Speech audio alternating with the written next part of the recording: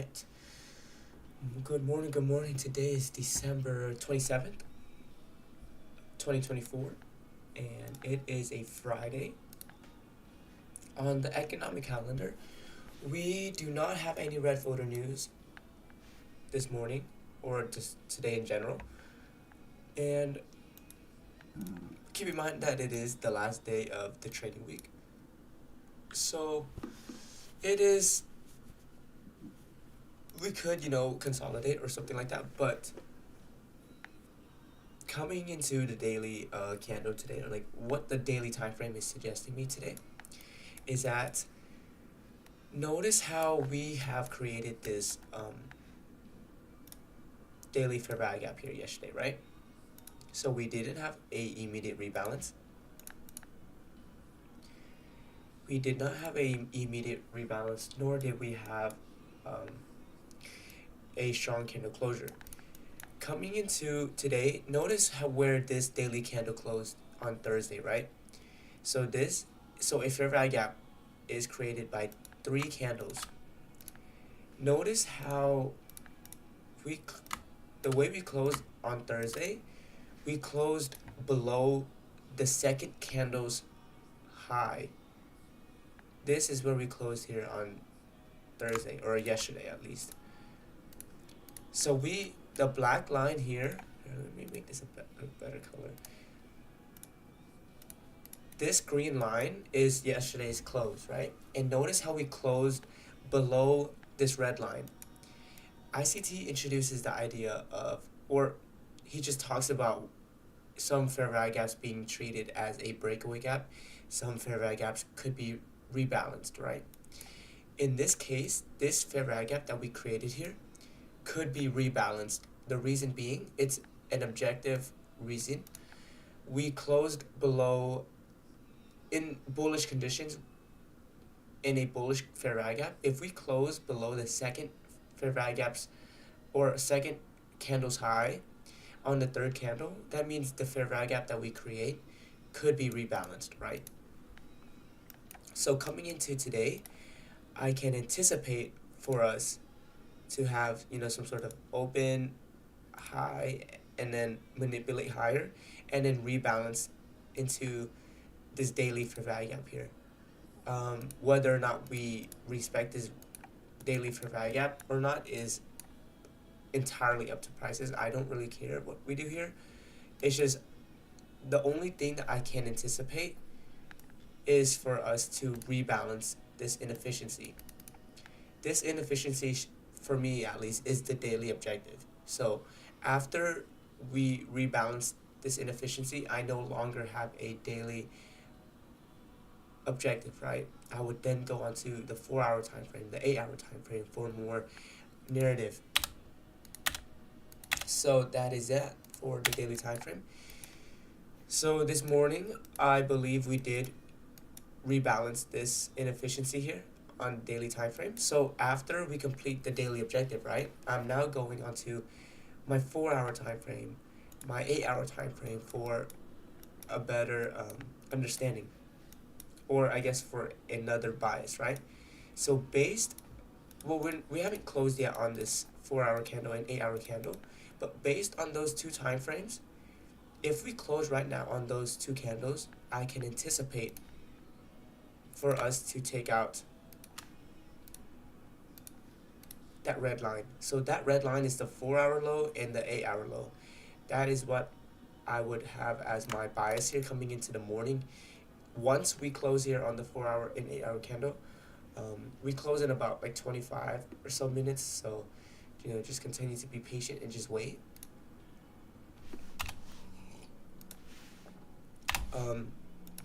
I did draw out premium and discount, however, so from this swing low here to this swing high, you can draw a dealing range within that swing low to swing high, right? What I was looking for here today was, if I was going to be a part of any bigger time frame trades, it was either going to be a rebalance of this daily fair value gap here, or it was going to be a retracement back inside the discount of this dealing range. So even though technically here we are, rather bullish, we're respecting this weekly fair value gap. Notice how we, notice how we're bullish, right? But in bullish conditions, buyers are always going to want to be, like, it's better for the buyers to buy in discount, right? And vice versa. If you're in a, bearish conditions, it's better for the sellers to be selling in premium. So discount here, there is a fractal discount level here between, like I said before, that swing low to swing high. This is kind of like reverse psychology here, but I'm not wanting to be a buyer here, because I know the tendency that prices likes to trade back into discount or trade back into premium. That already gives me an objective, right? That gives me a reasoning why prices should continue lower. So that is why I drew up the discount level or the dealing range and got my equilibrium. So below equilibrium is discount, above equilibrium is premium. And this blue shaded box here is essentially what discount is. And notice how we are actually presently actively trading inside discount right now. So I no longer have, like I said, a daily objective or some sort of retracement back into equilibrium. You can, however, draw equilibrium from this swing low to this swing high, and if we get continued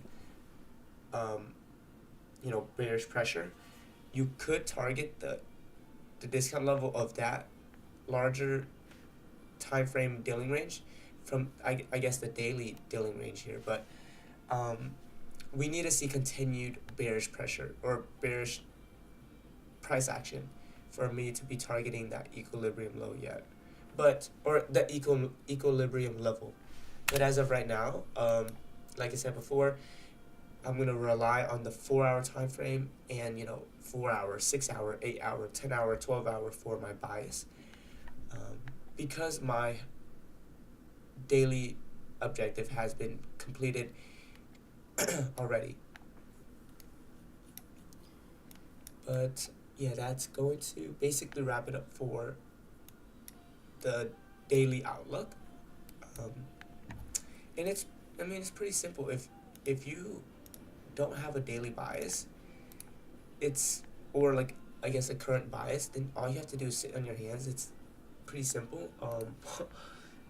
Very simple philosophy. If you don't know where prices is going, or it's not clear to you, then you just sit on your hands, right? And here previous day low is the rebalance of that daily fair value gap. So I should have had a magnet sign right there. But yeah, this morning I'm gonna rely on the 4-hour and the 8-hour for my overall morning objective. If we complete the 4-hour and the 8-hour high as soon as we open up at 10, that just shows you that the market is pretty weak right now, but we haven't closed yet. So I'll just give you some more time, let prices do its thing for the next 20 minutes. But hopefully you guys did get, some sort of insight on how I do, I guess, view prices here. But yeah, had a very interesting little PA this week. We had the weekly open right here at, where is the weekly open at? Weekly opens at 2156.25, right? Prices dips lower here on Monday. So we open, kind of move up. Not really much. There's not much displacement here. We trade down. We trade lower. We trade below the weekly open. We started to expand higher throughout Monday and Tuesday. We expanded a ton. And then we had a bank holiday on Wednesday because it was Christmas. And I believe the Wednesday high was, or not the Wednesday high, but the Tuesday high, I guess, was the high of the week. and now coming into Friday, it appears that we could be reversing, or I wouldn't say reversing, but just, yeah, I don't really know what you would call that.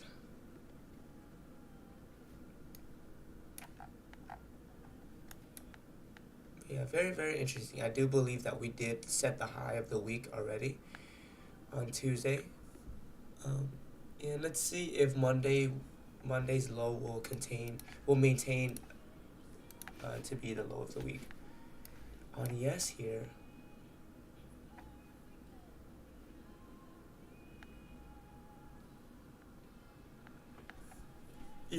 we actually have a Thursday high of the week instead of a Tuesday high of the week, so that's kind of interesting. So we do have SMT here at the highs. Very micro, not want to say micro, but it is a 1 hour SMT. And prices, like if you can kind of see it, prices is extremely fractal. There's dealing ranges on the minute time frame, there's dealing ranges on the hourly time frame, SMT on the 1 minute time frame, and there's SMT on the daily time frame. Prices is extremely fractal. Oh, and here on ES, we actually did not trade back into discount yet. So based on this,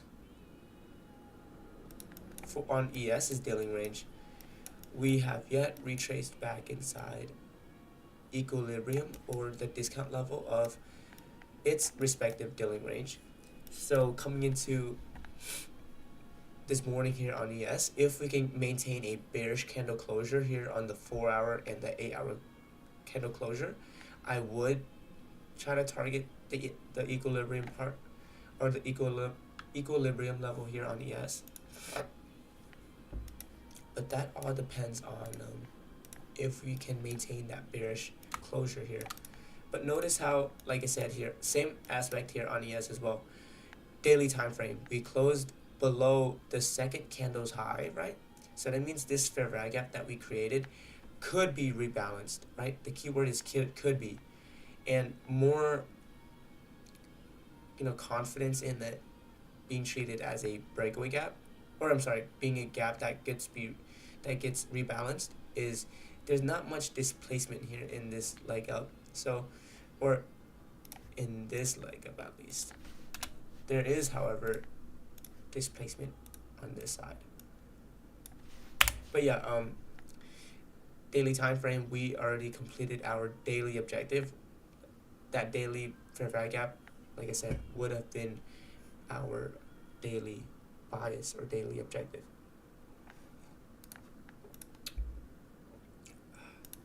I do want to see how we close here. I do want to see if we can, like I said, get continued bearish price action here to target that discount level of the 4 hour and this, I think overall, yeah, just the overall higher time frame dealing range here, 12 hour dealing range. But yeah, let's get into the positives and the negatives here from previous week. And just going over these just establishes my just really strengthens my confidence and my overall ability to read the markets, and just being confident in my strategy too.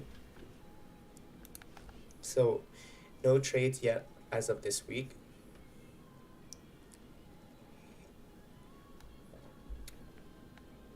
Alright, so pros and cons here from the week of December 16th till December 20th. Every single trade that I took, I guess last week, I was able to identify a higher time frame objective, and I was able to follow my rules, and that every single trade had a fair value gap present, right, to take an entry off of. A higher time frame objective could be identified as one of these points here, right? So the first higher time frame objective could be for us to expand higher or lower depending on the order flow to take existing liquidity. Second, to generate liquidity. This one is something that you do not want to be part of. Generating liquidity is essentially something like this, right? You don't want to be a part of something that's generating liquidity. And generating liquidity is, like I said, everything is fractal. We could be generating liquidity on the higher time frames, like the daily time frame. Like we could just be going back and forth here on the daily time frame. But every single time frame is fractal, meaning that every single time frame will have their own respective objectives, right? So even though we could be reconsolidating on the daily time frame, if you understand the lower time frames objective, right? So let's say that we're consolidating on the lower time frames, but we're rebalancing some sort of this is going to be a lot to take in, but yeah, even though could be consolidating on the daily time frame, right? If you understand the current objective and why prices moves and whatnot, you can bring those ideas onto every single time frame that you see, right? And like this just allows you a better approach towards reading price action, right? So you wouldn't be too narrowed down onto like a specific time frame. You can begin to read the entire book, right? Is kind of what I'm trying to say here. Third, rebalance inefficiencies. So like today, my objective here, my higher time frame objective, was for us to rebalance the daily fair value gaps or that daily inefficiency. So there's a visual representation of what a rebalance inefficiency is and retracement back into equilibrium. That's a higher time frame objective. And what is this? Swing low to swing high, a dealing range. What does a dealing range consist of? A equilibrium level, discount and premium. Prices likes to be, if you know the tendency of price that price likes to trade back into discount to be able to buy in discount or be able to sell in premium. If you know those habits that prices likes to do, you can exploit that and turn it into some sort of opportunity. So those are the higher time frame objectives that I speak of. So I require at least one of those on every single one of my trades. Second point, staying patient and calm. Like today, if there's no opportunity, or if every single objective has already been completed, there's no need for me to force anything onto the markets, right? Just being calm, allowing the markets to come to you. Third point here. So for the trade of December 20th, 2024, I was able to find a short model in bullish conditions because I understand what the current objective is. So like I said before, prices is fractal, right?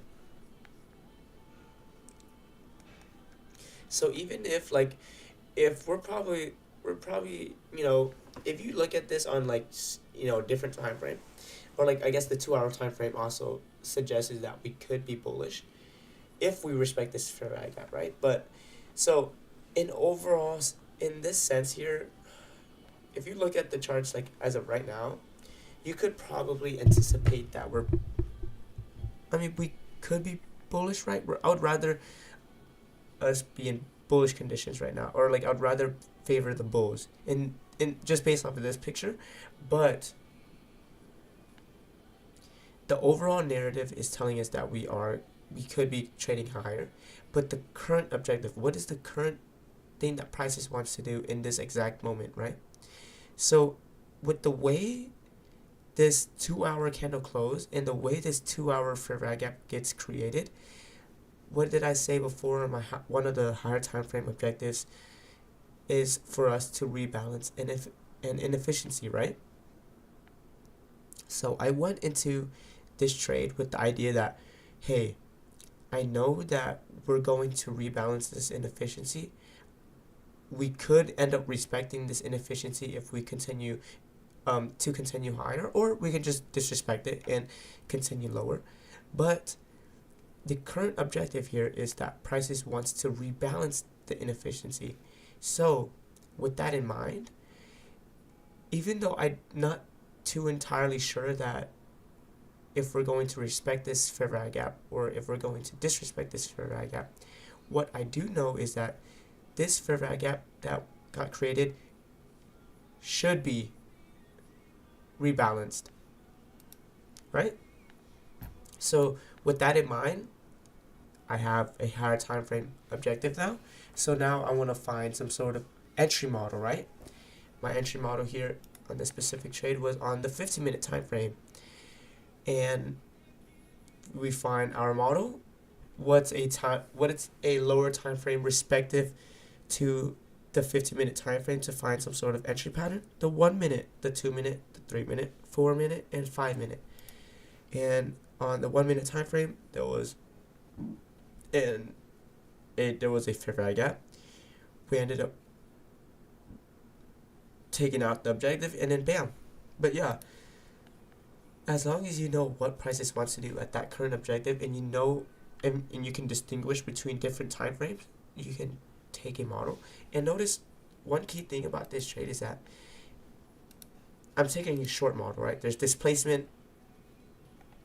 We took out, like, some people, I'm not too sure how you read price action, like, but you know, some people could have seen this as a liquidity sweep. But here, to me, what I'm seeing is that we rebalanced a 15-minute inefficiency and we created a bearish 15-minute candle. There's a reasoning to why we created this bearish 15-minute candle, is because we traded back into some sort of inefficiency. We respected it, and then we created that bearish candle and align that with the higher time frame objective. I'm already anticipating for this 15-minute low to be taken, right? But why else should we be continuing higher or lower in this case? We should be continuing to go lower to rebalance this 2-hour fair value gap, which I denote here on the 1 minute time frame. And yeah, as long as you, like I said, as long as you know what the current objective is and you kind of align, you know, storylines, I guess, opportunities will present itself. Following my trade plan and rules, you know, after my objective is complete, right, I've moved my stops to break even in this specific trade. And notice how, you know, there's a short model that presented itself, right? Notice how I'm not targeting previous week's low. There's no correlation between a 1 minute entry pattern to a weekly objective. I just went from the weekly to the 1 minute. Notice how those two time frames, there's too much time that's separated between those two time frames, right? There's a large gap of space. And kind of imagine that as reading a book, essentially. You went from the first page, or I guess the first chapter, to the fourth chapter's first page. You skipped over 4 chapters, right, of content. That's kind of essentially the idea of going from the weekly to the minute to the 1 minute. But if you go from like the weekly onto the daily, you're going over 1 page at a time. You're understanding what the story is trying to tell you. If you skip over 4 chapters worth of content, you will not know. You wouldn't know anything. You wouldn't know the plot line, the characters. You wouldn't know, you know, what just happened or what did happen, and you don't know what's going to happen if you skip over 4 chapters worth of content. And yeah, just so some of the negatives here from last week is I ended up taking this trade here. It was like everything here was everything in this trade was what I was looking for, but NQ and ES in this specific trade weren't trading in tandem with one another, meaning the daily time frame. So I took this trade on the daily model on ES, but the daily model on NQ did not suggest lower prices, right? They weren't in alignment with one another. ES weekly order flow was bearish in this specific trade. However, NQ weekly order flow was suggesting higher prices. There's no alignment between the indices, so next time this does occur, I'm just not going to take a trade because the indices should be trading in tandem with one another, right?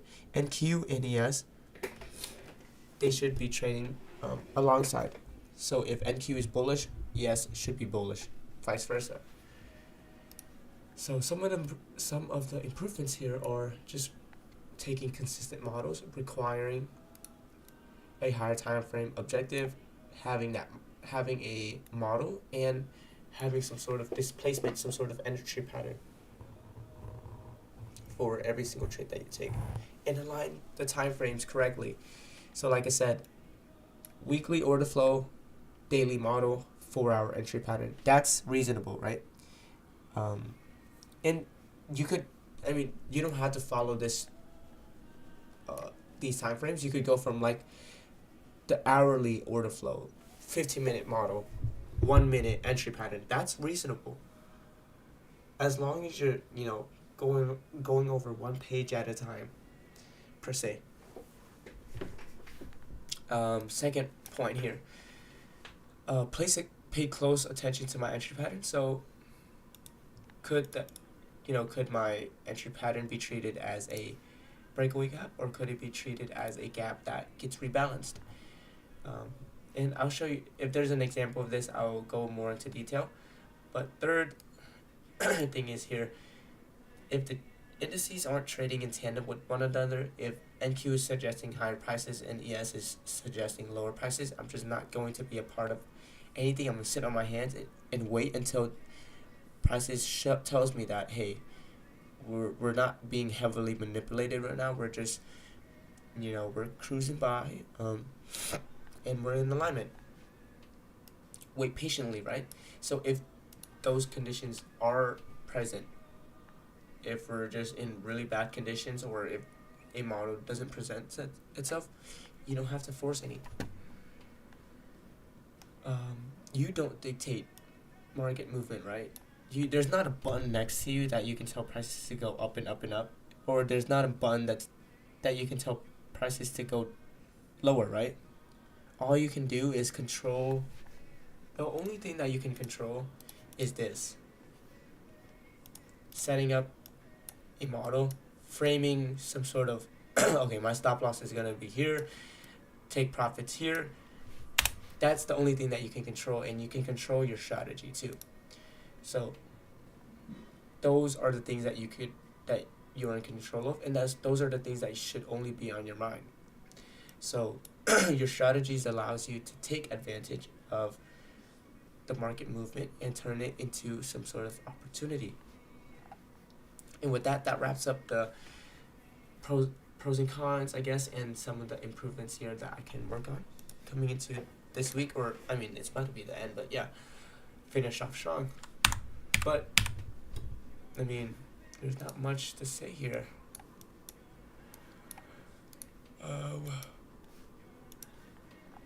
4-hour time frame here on ES, suggesting bearish price action. Like I said, I do want to see us take out. So we are about to close on this 4-hour candle and the 8-hour candle in about 30 seconds or so. And coming into, after we close and we open up on a new 4-hour and 8-hour candle, I'm anticipating for us to take out the 4-hour low and the 8-hour low. What's next is that a continuation of lower prices, right? I want to see us retrace back inside that 4-hour dealing ranges discount level. So here we are about to open up on the next 4-hour candle. So here, so this 4-hour candle that we just created should be some sort of open, manipulate higher, some sort at least here, take out the 4-hour low. After we take out the 4-hour low, we should continue to go lower to retrace back inside the 4-hour dealing ranges discount level. And I already checked the 50-minute time frame, but there isn't really a model for me to take here. No models here, and yeah, but like I said, the objective is still there. It's just you're just missing that model aspect of your trade. So let's see if we do end up completing that. So there we go. We took out the 4-hour low, and we took out the 8-hour low, and let's see if we can get a continuation towards equilibrium. So we just, there we go. So that's pretty simple, right? It's the higher time frame objective is pretty simple to see once you kind of see how prices moves. So that very thing that just like I just called out for was this occurs every single day, right? As long as you understand the objective. So now that the 4-hour and the 8-hour objective has been completed, right? I don't know if we're going to respect this discount level or not. However, like what did I say? I could anticipate that we should retrace back into the discount. I don't know if we're going to respect this discount level or not, if we're going to expand higher. But after trading with the 4-hour and the 8-hour objective, so now I no longer have a 4-hour, 8-hour, and going back, we don't have a daily objective either. So if I don't have an objective on those respective time frames, I'm just going on to, now I could go on to the hourly time frame or the 30-minute time frame for some sort of objective, right? But I kind of don't want to do that. It's the end of the week. I don't want to force anything. I no longer want to force anything. But even on NQ here, so this applies on every single time frame. So both the 4-hour and the 8-hour time frame here on NQ suggested that we should take out the 4-hour low and the 8-hour low, right? After we take out the low, I mean, we could continue to lower. We could continue lower to expand towards the equilibrium of the daily dealing range, right? So from this swing low to this swing high, I would say that's a daily dealing range. So, I mean, we could expand towards the daily discount level. And I would feel that if we do end up taking out this daily discount level, we should take out this swing low yet, because this swing low here on NQ, there's no SMT yet, right? And all swing lows and swing highs are always going to be incorporated with some sort of SMT. So this red line, the 476 level on NQ is a level that I would look out for if we continue to see bearish price action, right? But yeah, that's going to wrap it up for my analysis for today. I'll go over, I mean, once we close today and I'll see how we close, I'll put out a weekly market outlook, and you guys can check that out on my Discord. So my Discord sees that first, and then I put it on my YouTube channel at like on Sunday, maybe 5-6 p.m. But yeah, hopefully you guys did learn something. The only reason why I'm doing these types of videos, and I'm even doing this in the first place, is to bring awareness to how you should, I mean, I don't want to force you to trade in a certain way, but hopefully this expands your knowledge, right? So one thing I kind of just brushed over was, so notice how we had a objective, right? We had a clear objective of where prices wants to go. It's kind of clear to us where prices wants to go, but was there an entry pattern? So now that I'm looking back at it, there wasn't an entry pattern for me to be a part of here in this specific trade, at least, because so like I said, the 4 hour and the 8 hour low was our objective this morning, right? However, there was not an entry model, right? There's not an entry model here on the hourly time frame or whatnot. And these things are going to happen and it's going to test your I guess it would test your psyche, your mentality. If an entry pattern or if there's no model that presents itself and the objective is clear, you're going to have to sit on your hands. And these things happen a lot. The sole reason of having an entry pattern in the first place is for you to be able to set up your risk parameters, right? Where do you want your stop loss to be? Where do you want your take profit? If I just took this trade randomly because my objective was for us to go lower, where am I placing my stop loss, right? Because I have no model, I can't set a reasonable stop loss. My model allows me to have a clear and cut stop loss and a clear and cut target. But because there was no model that presented itself here, I would have just been gambling at that point. And that's just something that I've you just kind of have to gain experience through experience. But yeah, like even though the objective for us was to take the 4 hour low and it was super clear, and not everything is guaranteed, right? We could have end up just open up at 10 and just ripped higher. That could have happened too. But if you didn't have a model, right, let's just say you took that blindly, and there was no model that presented itself, where is your stop loss? There is no stop loss. So take that with a grain of salt. And I look at this. This is perfect. This just shows you how algorithmic price action is. So weekly open, right? The weekly open is something that I do want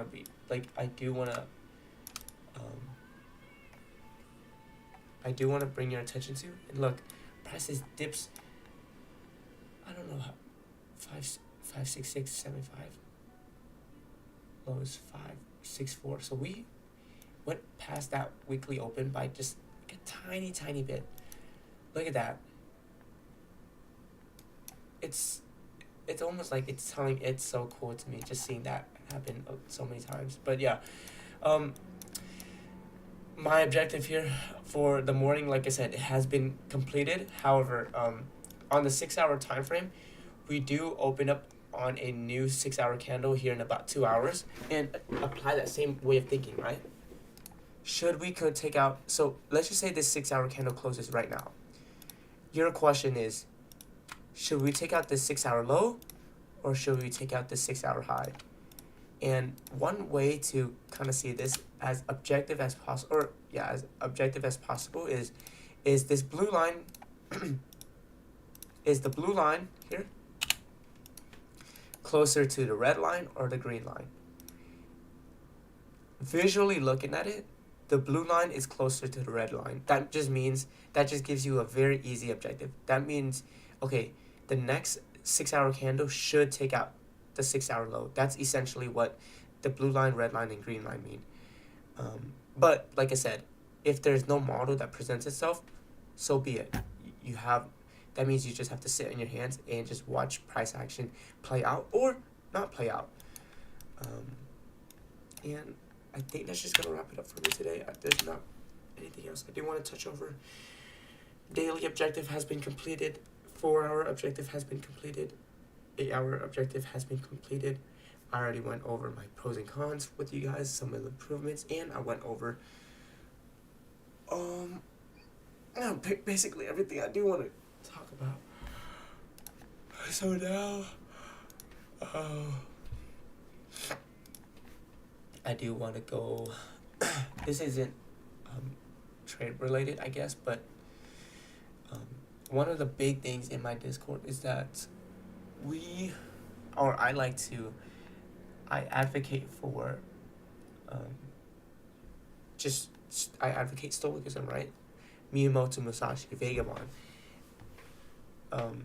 He brings the idea of Bushido and the Dokudo, right? Following one's path, being solely focused on just living on perfecting your craft. And that's essentially what Vagabond's about.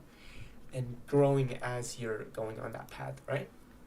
So, for today's quote, I'm actually going to choose a Vagabond quote. Vagabond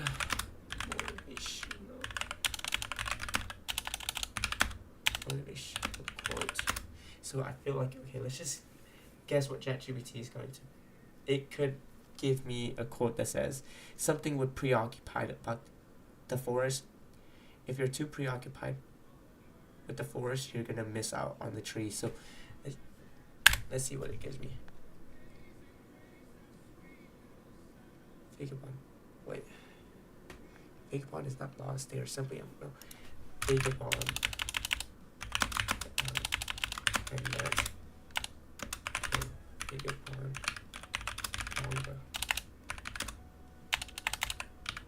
Following.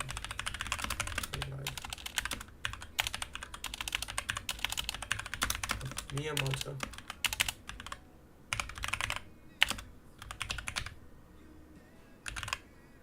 Musashi.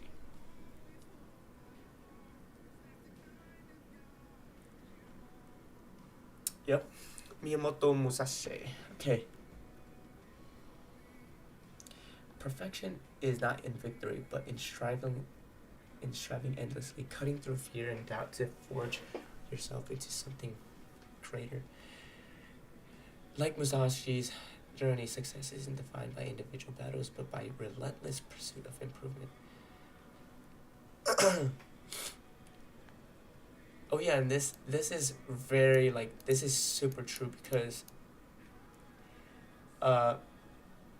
Musashi, he thought that his end goal, right, his whole purpose in life was to fight to the death with swordsmen, samurais like him, to see who is the strongest under the sun, which is a concept introduced by Vagabond, right? And as he's going through this journey of searching for stronger opponents, he is taught 5 lessons, right? And one of the lessons that he's taught is that no matter how much you chase after that title of the strongest under the sun, it's simply just a phrase. It's all it is a phrase.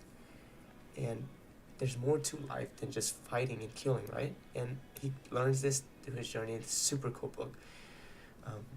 And no, I don't care what anybody says, but it's not just a manga.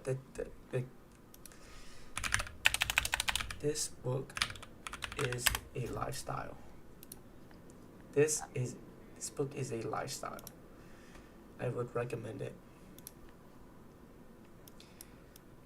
Second thing here, cutting through fear and doubt. Musashi faces internal and external challenges, embodying the courage to confront and overcome them. He himself already has a really strong, like, he is so devoted to the path of just improving that he literally doesn't even feel like, he doesn't feel fear, he doesn't feel desire to do anything else but his craft, or work on his craft. His path is one of transformation, where discipline and self-reflections lead to mastery both in combat and in life. This reflects Vagabond's central lesson: greatness isn't handed to us; it's earned through struggle and humility and an unyielding will to grow. Alright, so that is the quote of today.